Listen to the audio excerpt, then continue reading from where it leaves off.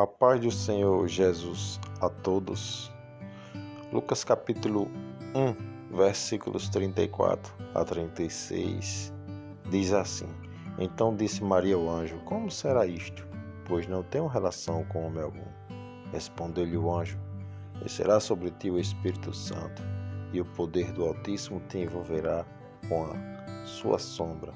Por isso, também o ente santo que há de nascer será chamado Filho de Deus. Isabel, tua parenta, igualmente concebeu um filho na sua velhice, sendo este já o 6º mês para aquela que dizia ser estéril. A Virgem, chamada a tornar-se mãe de Jesus, não pôde retroceder diante da possibilidade de tornar-se um enigma para seu noivo e para o mundo, pois no instante em que está para tornar-se a mãe daquele que não terá receio de levar uma vida de humilhação e não terá medo de suportar o opróbrio e a vergonha do mundo, também ela precisa demonstrar a coragem de trilhar os caminhos de Deus e consentir na agonia de morte.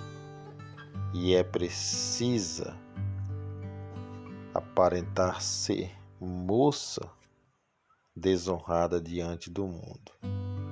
Com certeza, não havia coisa mais terrível para uma moça pura na época temporal.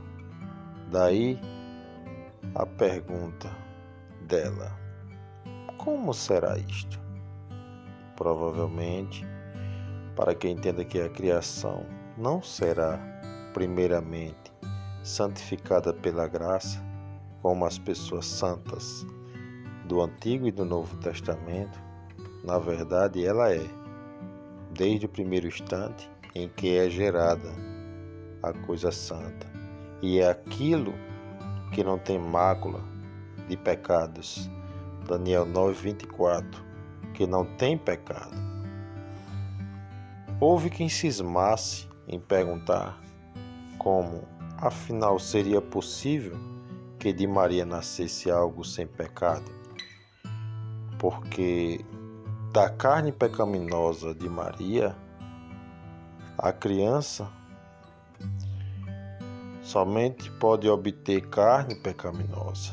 Mas aqui, no verso 35, é dito expressamente que a criatura não será algo santo por nascer da Virgem, sem cooperação do homem, mas pelo fato de que o Espírito Santo veio sobre a Virgem, a fim de gerar a criança dentro dela.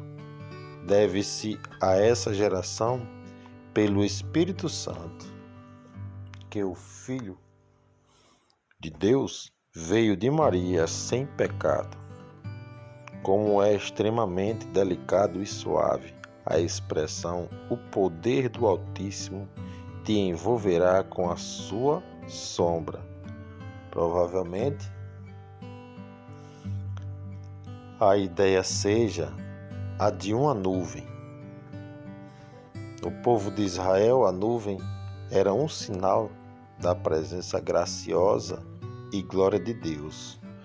Quando somos rodeados por nuvens, ao escalar uma montanha, ficamos completamente envoltos por elas e não vemos nada além das nuvens. Desse modo também, Maria deve ter estado completamente envolta e rodeada pelo Espírito Santo.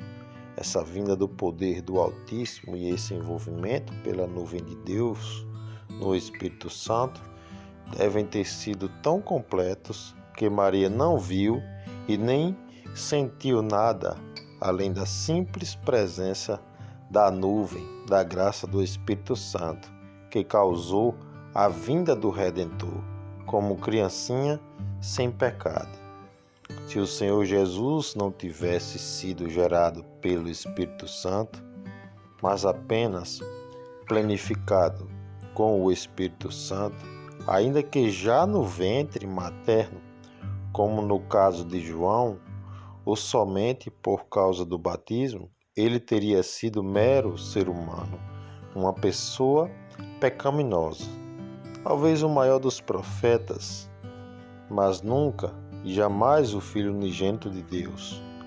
Seu nome é Filho de Deus, não por causa de qualquer façanhas extraordinárias ou por causa de uma graça que posteriormente se derrama sobre ele, mas por ter sido, em essência e desde a eternidade, o Filho perpétuo de Deus. Por isso, ele também continuou sendo o Filho de Deus no momento de se tornar humano, em virtude de sua maravilhosa geração, ocorrida a partir de Deus por intermédio do Espírito Santo. Cristo é o verdadeiro Deus, porém da mesma maneira, verdadeiro ser humano. Jesus é o único ser humano que certamente precisava nascer, mas não renascer. Seu nascimento, porém, é metáfora e causa de nosso renascimento. O anjo não diz nada a Maria sobre a eterna igualdade e comunhão com Deus desde antes da fundação do mundo, por causa da qual o próprio Messias, o Cristo, pôde afirmar mais tarde: antes que Abraão existisse, eu sou. João 8,58.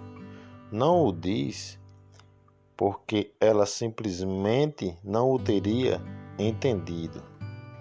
Sobre isso, ele ainda mantém estendido o véu. Também hoje o Senhor ainda revela tudo no devido tempo. O Senhor manifesta apenas tanto quanto conseguimos suportar. Romanos 8:23, 1 João 3:2. Jesus é o Filho de Deus. Isso bastava para Maria. Nós somos filhos de Deus. Isso basta para nós. Aqui há sabedoria e graça em um só tempo.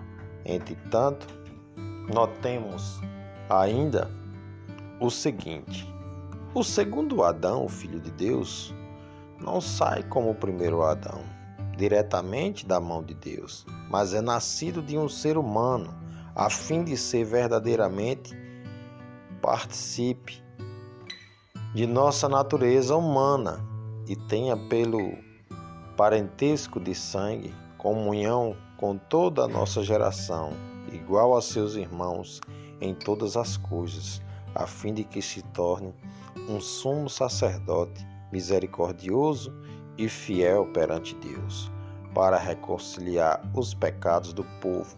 Hebreus 2:17.